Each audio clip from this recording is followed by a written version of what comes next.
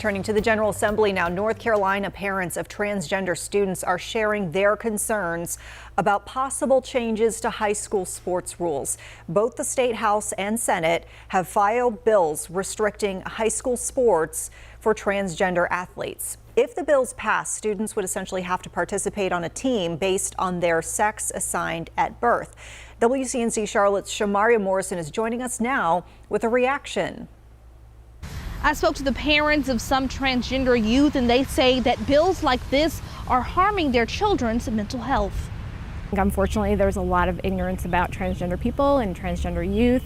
And so people are making decisions based on a loud minority of other people complaining about things. Lisa Saab is the parent of a transgender child. She says she talks to her daughter frequently about legislation that could impact how she lives her life and her medical decisions. So my daughter definitely has suffered from depression. She has been suicidal in the past. And even when this legislation started to come out and we started hearing about it, it really upset her. Thursday, Republican lawmakers defending Senate Bill 631. The bill states students who identify as transgender females would no longer be able to play on women's teams. The same goes for a transgender male looking to compete on a men's team. Like so many parents whose kids are student athletes, we want to make sure fair competition is maintained. North Carolina Republicans have introduced 6 bills this week, all targeting transgender youth.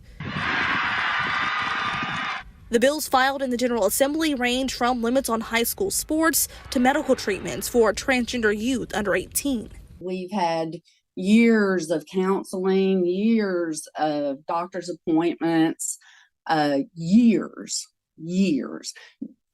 There's this weird rhetoric going around that it's easy to get hormones and it's easy to get surgeries. It is not. Now, with a supermajority in both the House and Senate, Republican lawmakers can override a possible veto from Democratic Governor Roy Cooper.